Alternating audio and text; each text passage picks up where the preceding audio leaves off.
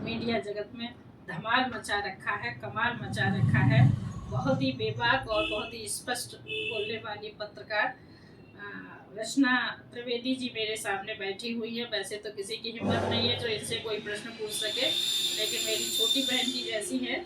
तो आज मैं इनका खुद ही इंटरव्यू कंडक्ट करती हूँ। इन्होंने तो हजारों इंटरव्यू कंडक्ट किए होंगे और हजारों लोगों का इंटरव्यू लिया होगा, लेकिन आज मेरा सौभाग्य है कि ये आज मुझे मिल गई हैं, तो आज मैं इन्हीं का इंटरव्यू लेना शुरू कर रही हूँ। तो मेरे दर्शकों, मेरे वीडियो को लाइक करिए, शेयर करिए। यदि आपको मेरा ये पसंद आता है तो मेरे चैनल को आगे सब्सक्राइब करिए। तो पहले तो मैं आपसे ये जानना चाहूँगी रचना जी, मैंने जैसा सुना है आपके बारे में कि आपका जीवन बड़ा संघर्षमय रहा है, आप संघर्ष की पर्याय हैं। और ये बात निश्चित है कि अभाव या प्रभाव में ही आदमी कुछ कर सकता है ना। जो आदमी इजी जिंदगी जीता है वो इतिहास नहीं रच सकता। तो जैसा मैंने आपके बारे में जाना है कि आप बहुत ही तेज तर्रार, बेबाक और स्पष्ट पत्रकारिता करती हैं, तो मैं आपसे थोड़ा सा आपका जीवन वृतांत जानते हुए कि कैसे कैसे आप किन कठिनाइयों से गुजरी और इतनी अच्छी पत्रकार बनने के लिए आपने क्या क्या किया, कहाँ कहाँ से आप में गुण आया जो आप इतनी अच्छी पत्रकार बन के आज पूरे उत्तर प्रदेश में ही नहीं पूरे देश में छाई हुई हैं। और आपका इंटरव्यू, आपका चैनल दुनिया में लोग देखते हैं। तो मैं थोड़ा सा आपका जीवन वृत्तांत जानते हुए जानना चाहूँगी कि आपने इसी क्षेत्र को क्यों चुना और आपको इसमें आकर के कैसा लग रहा है, और आप और महिलाओं के लिए क्या कहना चाहेंगी कि उनके लिए ये क्षेत्र, ये फील्ड सेफ है कि नहीं है, इसमें उनके लिए आना कैसा रहेगा। मैं आपके अनुभव आपसे जानना चाहती हूँ। क्या हो गया? सबसे पहले तो आपको बहुत बहुत धन्यवाद और आपकी डेयरिंग को, हम जज्बात को आपको सैल्यूट करते हैं कि एक पत्रकार का इंटरव्यू आप ले रही हैं। और आपने जैसा कि कहा कि मैंने अभी तक बहुत सारे हजारों लोगों का इंटरव्यू लिया है, बट मेरा इंटरव्यू कोई ले तो उसके अंदर कोई डेयरिंग ही होनी चाहिए जो एक पत्रकार का इंटरव्यू ले सके। और सबसे पहले जैसा कि आपने कहा कि मैं अपने जीवन का वृत्तांत बताऊं, तो मैं आपको बता दूं कि हम लोग 5 बहन 1 भाई थे और मेरे पिताजी एजुकेशन डिपार्टमेंट में, प्रोफेशन में, एजुकेशन से ही जुड़े हुए थे। और कहीं ना कहीं हम अपने पिताजी को ही अपना आइडियल मानते हैं। और बचपन से देखिए क्या होता है कि हम बच्चों को सोचते हैं कि बच्चे हमारे छोटे हैं और हम उन पे जल्दी ध्यान नहीं देते, लेकिन हम सबसे पहले अपने जो अनुभव है उसके हिसाब से आपको बताएंगे कि अगर एक बच्चा आपके घर में है या आपके कई बच्चे हैं तो भी आप उनकी मानसिकता पे ध्यान दीजिएगा। वो बच्चे हर वक्त आपको एब्जॉर्व करते रहते हैं, आपको देखते रहते हैं, आपसे सीखते रहते हैं। आप उनके लिए सीरियस नहीं है, बट वो बच्चे आपके लिए सीरियस हैं और एक एक पॉइंट आपका वो देखते, सुनते, समझते हैं और उन्हीं गुणों को वो ग्रहण करते हैं और वही चल के उनके लिए आगे संस्कार बन जाते हैं। तो सब कुछ जो मेरे अंदर गुण है, जो मेरे अंदर देन है, वो सारी की सारे कहीं ना कहीं मेरे पिताजी के दिए हुए हैं। और मेरा जो कहते हैं ना आइडियल है वो वही है। हम वहीं पर जब भी मेरे पिताजी को मैंने देखा, वो नवोदय विद्यालय के पहले प्रिंसिपल रहे, उसके बाद उनका प्रमोशन हुआ उनके कार्यों को देखते हुए और वो डिप्टी डायरेक्टर हुए, फिर डायरेक्टर हुए। और इस प्रकार से जब मैंने उनको देखा कि वो प्रिंसिपल्स के साथ बातें करते थे, कोटेशन में कुछ दोहे बोलते थे, कुछ ऐसे ऐसे उदाहरण देते थे जिनको सुन करके मुझे बहुत अच्छा लगता था और उनको हम मंथन करते थे और बैठे रहते थे। अर्थ नहीं समझ में आता था, लेकिन वो चीजें बड़ी अच्छी लगती थी कि मेरे पिताजी किस तरीके से प्रिंसिपल से बात कर रहे हैं, कैसे टीचर से बात कर रहे हैं। और फिर मैंने उनको कहीं ना कहीं देखा था कि वो मैनेजमेंट हॉल में, मल्टीपर्पज हॉल में कैसे स्पीच दे रहे हैं, कैसे एडमिनिस्ट्रेशन देख रहे हैं, ये सही है, ये गलत है, ये प्रोग्राम ऐसा होना चाहिए, ये ऐसा होना चाहिए। तो वो सारी छोटी छोटी चीजें मैंने उन्हीं से ग्रहण की है और कहीं ना कहीं उन्हीं के सारे विचार हैं, उन्हीं के सारे गुण हैं जो मेरे अंदर आए हैं। और हम सभी जितने भी आज की जनरेशन है जो अपने माता पिता को कुछ नहीं समझते हैं या कहीं ना कहीं ये कह देते हैं कि ये तो टैलेंट मेरा है या ये मैंने किया है, तो ऐसा बिल्कुल भी नहीं है। आपके अंदर कहा जाता है कि जो एक बीज होता है ना वही वृक्ष बनता है और उसी वृक्ष से फल निकलता है। तो जो आपके अंदर ब्लड की एक बूंद भी है ना, तो वो कहीं ना कहीं आपके माता पिता की है और आपके माता पिता का ही गुण आपके अंदर है। आप लाख ऐसा सोचते रह जाइए कि आप बहुत टैलेंटेड हैं, आप बहुत विद्वान हैं या आपने अपनी उससे कुछ किया है, तो ऐसा बिल्कुल भी नहीं है। आपके अंदर एक एक बीजारोपण, एक एक गुण, आपके एक एक नसों में आपके माता पिता की जनरेशन, आपका पूर्वजों का जनरेशन है, तभी आज आप जो भी कुछ बन पाए हैं तो उसकी वजह से बन पाए हैं। और कहते हैं कि जैसी संगत होती है वैसा असर होता है। तो माता पिता के गुण देख करके ही आप बनते हैं। अगर माता पिता अच्छे कर्म कर रहे हैं तो आपको वही शिक्षा मिलेगी, और अगर माता पिता वो ऐसे कुछ कार्य कर रहे हैं जो बच्चा देख रहा है तो कहीं ना कहीं बच्चे को वही शिक्षा मिल जाती है। इसी पर एक छोटी सी स्टोरी भी हम आपको बताएंगे कि एक बच्चा था, जब उसको फांसी की सजा हो रही थी और वो चोरी करते हुए पकड़ा गया था, तो उसने कहा कि मेरी माता को बुलाइए, मैं अपने उन्होंने उनसे पूछा गया कि आपकी आखिरी इच्छा क्या है, तो कहा गया कि उन्होंने कहा कि मेरी माता को बुलाइए, मैं आखिरी इच्छा मेरी यही है कि मैं अपनी माता के गले लगना चाहता हूँ। तो वो उनको बुलाया जाता है, और जैसे ही वो माता उनके गले लगती हैं तो वो उनके कान को कस के काट लेते हैं, और वो माता चिल्लाती है, बेटा ये क्या कर रहे हो? तो वो कहते हैं कि माँ, जब मैंने पहली बार छोटी सी चोरी की थी, काश अगर तुमने मुझे उसी समय सजा दे दी होती तो आज मुझे ये फांसी की सजा नहीं होती।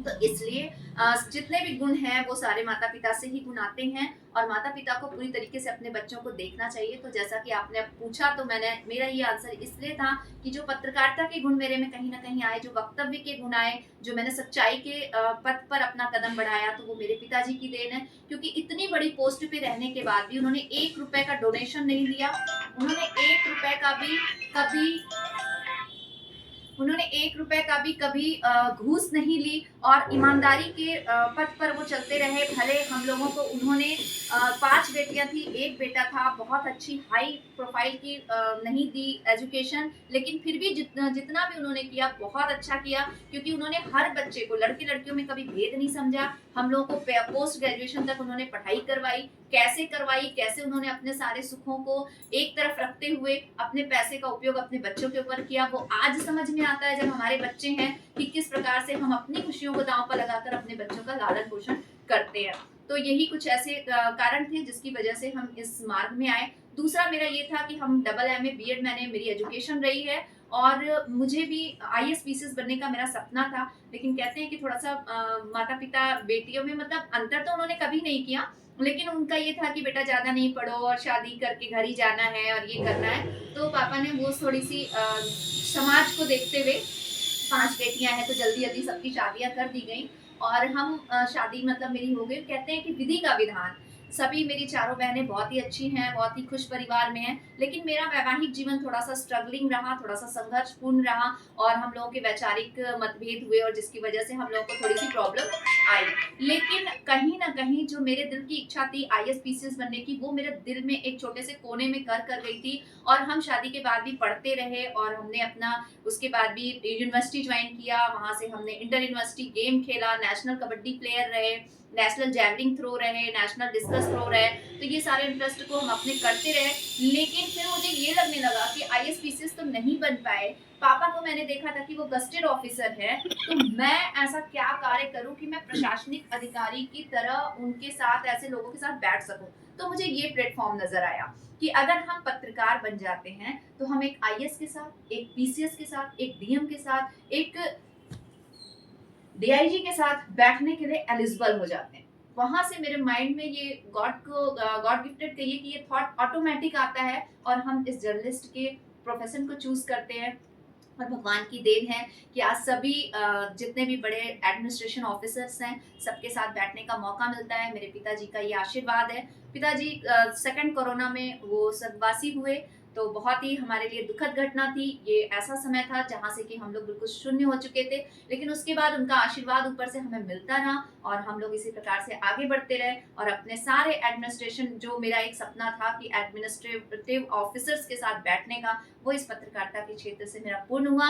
और कहीं ना कहीं जो मैंने अपनी मैरिज लाइफ में और मैंने अपने अनुभव किए थे महिलाओं के लिए, मुझे ऐसा लगा कि बहुत सारी ऐसी चीजें होती है जो महिलाएं अंदर से मतलब संकोच करती हैं, बोल नहीं पाती हैं, और अंदर घुट घुट कर जीती हैं। तो मुझे कहीं ना कहीं ऐसा लगा कि मुझे उनकी आवाज बननी है। भगवान ने अगर मुझे इस लायक बनाया है कि मेरी आवाज उनके दुख दर्द को किसी को बयान कर सके, और मेरी आवाज के द्वारा उनके दुख दर्द दूर हो सके, तो मैंने फिर इसलिए महिलाओं के लिए ये कार्य शुरू किया, और कह दिया जाए ये प्रोफेशन तो ये प्रोफेशन जो है ये आपके लिए बहुत ज्यादा सेफ नहीं भी है, क्योंकि जब भी आप एक पक्ष का न्याय दिलाते हैं तो जो विपक्षी होता है वो कहीं ना कहीं आपका दुश्मन होता है, एनिमी हो जाता है। तो आपको बहुत संभल कर ये कार्य करना है, सभी को लेकर चलना है, सभी को लेकर कार्य करना है। और विपक्षियों से तो बहुत ही ज्यादा मतलब आपको थोड़ा सा बना करके भी और बिगाड़ करके भी इस तरीके से आपको कार्य करना है कि कहीं से आपको पर्सनल ऐसा ना हो। जबकि मेरे साथ भी ऐसा हुआ है, बहुत सारे ऐसे अटैक, बहुत सारे ऐसे फोन, बहुत सारे ऐसे कॉल्स मुझे आते हैं कि आपको ये नहीं करना है, ये वीडियो नहीं चलानी है। लेकिन उसके बाद भी कहते हैं ना कि जब आपकी मौत लिखी है तो चाहे वो जल से लिखी हो, अग्नि से लिखी हो, वायु से लिखी हो, तो वो निर्धारित होती है। तो हम सामने बैठे वाले व्यक्ति से यही कहते हैं कि हो सकता है भाई आप, मेरी मौत का कारण आप हो, जन्मदाता भगवान थे और मेरे माता पिता थे, लेकिन मेरी मौत का कारण आप हो सकते हो। तो अगर किसी को न्याय दिलाते हुए मेरी मौत होती है तो हम अपने आप को, जो देश पे सीमा पर शहीद है, जो हमारे सैनिक भाई हैं, उन्हीं के प्रकार हम अपने आप को भी समझते हैं कि एक सैनिक वो हैं और एक सैनिक हम लोग हैं जो समाज में सच्चाई को दिखाते हैं और सच्चाई के पथ पर चलना चाहते हैं। तो यही था मेरी सारी हिस्ट्री और यही था मेरा वृत्तांत और यही था मेरा इस प्रोफेशन में आने का कारण। बहुत बहुत धन्यवाद रचना जी, आपने तो मेरे सारे सवालों का बड़ी बेबाकी से जवाब दिया है और आगे की पीढ़ी के लिए भी आपने बहुत अच्छा एक मैसेज छोड़ा है, एक बहुत अच्छा स्टेटमेंट आपने छोड़ा है कि ये प्रोफेशन बुरा नहीं है, लेकिन इसमें संभल कर चलने की आवश्यकता है। इसमें महिला पुरुष कोई भी आ सकता है और सच्चाई और अच्छाई की राह पे चल करके देश में अच्छा काम कर सकता है और देश को आगे ले जा सकता है, क्योंकि ये पत्रकारिता एक ऐसा स्तंभ है, इसी पर पूरा देश आधारित होता है। जो आप दिखाएंगे, जो आप बताएंगे, वही दुनिया जानेगी। तो मेरी आपके लिए और शुभकामनाएं हम हैं। सबसे पहले एक शब्द और यहाँ पे आपसे एक वाक्य और कहना चाहेंगे कि अगर आप इस प्रोफेशन में आते हैं तो आप अपनी कलम को निष्पक्ष रखें और निस्वार्थ रखें और सच्चाई के कदम पर, अगर आपको वाकई आप निडर हैं और सच्चाई के पथ पर चलना चाहते हैं तो भी आप इस प्रोफेशन को तभी चुने, वरना आप इस प्रोफेशन को ना चुने। क्योंकि आजकल बहुत सारे ऐसे भी एग्जांपल्स देखने को मिल रहे हैं जहां पर कि सच्चाई पे ना चल के आप सिर्फ कहीं ना कहीं किसी के दबाव में आकर के कुछ चीजें बोलते या कहते हैं, तो आप एक सच्चे पत्रकार नहीं हो सकते। तो आपके इन सच्चे विचारों के लिए मैं आपको बहुत बहुत धन्यवाद देती हूँ और भगवान से प्रार्थना करती हूँ, यही मेरी शुभकामनाएं कि आप अपने क्षेत्र में और आगे बढ़ें और आपका एक अपना खुद का चैनल हो, आपका एक अपना खुद का पत्रकार समाचार पत्र हो जिसकी आप जो है संपादक हो। और मेरी यही शुभकामनाएं हैं और भी बहनों से मेरा यही कहना है कि यदि पत्रकारिता के क्षेत्र में आना है तो रचना जी को अपना आइडियल बना लीजिए और रचना जी से कुछ सीखिए और मैं भी इनसे बहुत कुछ सीख रही हूँ। ये तो आपका बड़प्पन है।